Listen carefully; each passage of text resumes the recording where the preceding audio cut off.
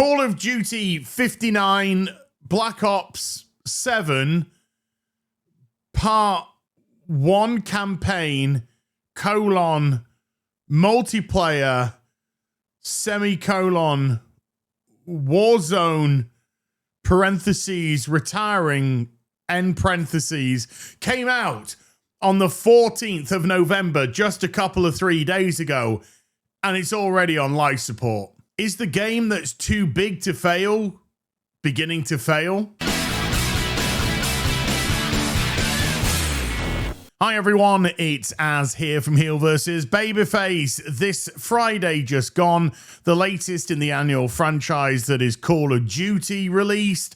If you don't know what Call of Duty is, it's a first-person military shooter where once a year players have to pretend like it isn't the exact same game that they bought the previous year, and they've been doing this for 20 years undefeated. Despite this, though, it remains one of the most popular franchises in video game history and often is the biggest selling game of the year. For some reason, with a lot of players dubbing this the worst campaign that Call of Duty has ever had. I mean, it's kind of hard to dispute that when you're seeing all the footage which is coming out about it. There also seems to be a controversy beginning to develop around the use of AI within the video game as well, with Activision themselves admitting, quote, "Our team uses generative AI tools to help develop some in-game assets." In all fairness, a lot of video game developers use generative AI tools to help them develop their games.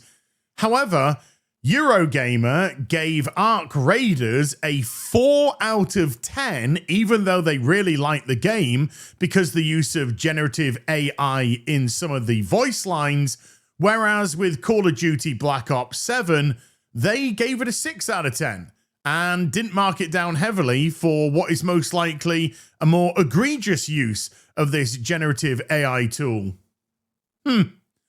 Funny how that happens. Ark Raiders, loved by gamers. Black Ops 7, very criticized by gamers. Mainstream media.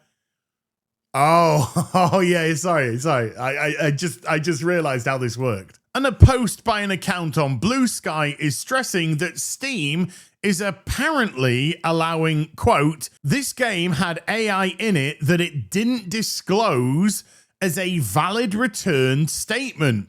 So if you or anyone you know actually paid $70 for SLOP, get that money back. Now, as regards to how many people are actually getting refunds, that number is absolutely unknown at the moment. However, there is an option should people decide to choose it. Now, I have to say that one of my favorite articles is by Paul Tassi from Forbes, with the heading of "Don't Trust the Call of Duty Black Ops 7 Metacritic Score." He then goes on to stress, "You may be tuning in to see how Black Ops 7 is reviewing on Metacritic, but it's just not a good idea yet. Why? The way Call of Duty games work with reviews out this early is that either A, the scored ones this early are potentially rushed about the campaign only, or at least not deep into live multiplayer, or B, they are not scored at all because other critics are in fact waiting for live multiplayer." And then we get a list of review scores for the Call of Duty games. Black Ops 7 is the top one, in flux at 84. Black Ops 6 close behind with 83. Modern Warfare 3, 56.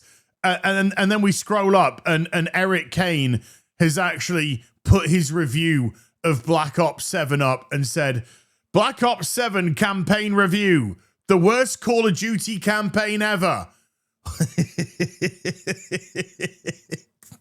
It's in flux. It's in flux to be the best ever. With the worst campaign ever.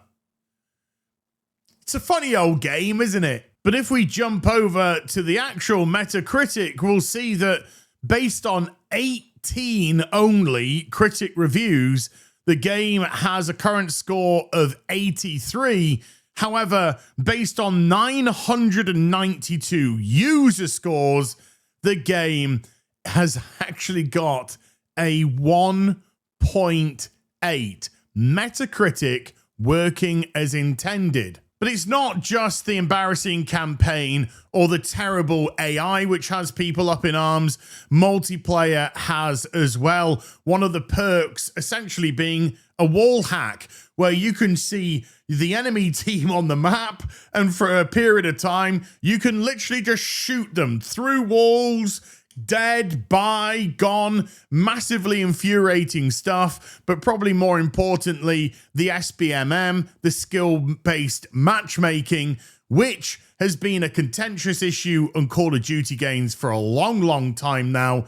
When it came to the beta, they actually removed the SBMM, which made a lot of players very happy indeed. They said for the first time in a long time, it felt like Call of Duty was back down to its ground roots, and Activision said that they were going to keep it this way. Until the game released, when they said, well, actually, we're bringing it back a little bit. We're bringing back a little bit of SBMM, okay? So as regards to how that eventually turns out, who knows? But a lot of people seem to be very unhappy with the way that a lot of the matchmaking has proceeded since the actual launch of the title. Which is a nice segue into looking at exactly how many people are playing the game, particularly as regards to rival games, Battlefield 6, and the surprise hit of the year, Arc Raiders. If we look at how many people are playing on Steam, I have to go to the full picture here to show you how Black Ops 7 is performing against previous titles. This over here is the launch of Black Ops 7. So if we just go to the last week or so, here we see that it peaked at around about 100,000, just a little bit over 100,000 players. But only a year ago, we see that Black Ops 6 released to 306,000 players, and that actually rose up to 315,000 at peak. So give or take, it's lost about 2/3 of its Steam audience within a year. Arc Raiders, the brand new extraction shooter, released on the 30th of October and actually hit its all-time peak yesterday of 481,966 players, actually going stronger as the game is further released, and obviously absolutely annihilating Call of Duty. And bear in mind, of course, that all of these games that I'm mentioning, Arc Raiders, Call of Duty, Battlefield 6, they are all multi-platform games. It's not just Steam that they appear on. They appear on Xbox, they appear on PlayStation, but they all have access to these other platforms. So this is a good indicator of how really they will be behaving, bearing in mind very similar titles, very similar audiences that they would appeal to.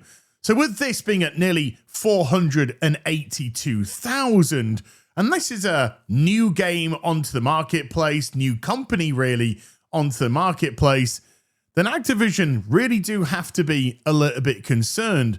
But most people would say that their main rival right now is Battlefield 6. Releasing on the 10th of October of this year, it's already hit an all-time peak of 747,440, with nearly 141,000 current players in the game, which, by the way, is actually nearly 3 times the amount of people that are on Black Ops 7 at this moment in time too, which really shows that Battlefield 6 and DICE have destroyed Black Ops 7 as regards to the two being compared against each other, and most likely annihilated them in sales as well. A couple of big lines that I've heard which seems to surround Call of Duty as a franchise in general is number one, it's too big to fail. And number two, when you're at the top, then why do you really need to compete? If everyone still goes and flocks to your game every single year, then where does the motivation come from to actually get creative? And then you hear people like this, and then you realize maybe why they're slipping heavily. One of my favorite things in the map is the cat cafe. There's a karaoke bar, which is a lot of fun. Those is call outs where it's like, I got him in the cat cafe. That's gonna be fun to say no matter what.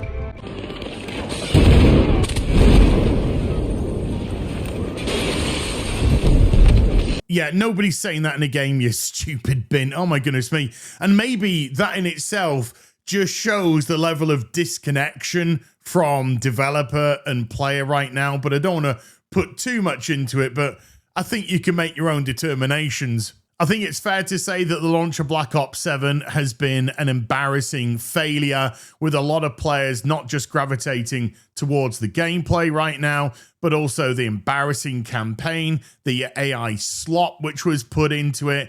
And it's very difficult, particularly when games like Ark Raiders and Battlefield 6 are still so popular, to try and tear away their audience. There's got to be a reason to do so, and it doesn't look like there's anything here that's going to do it, at least in the short term.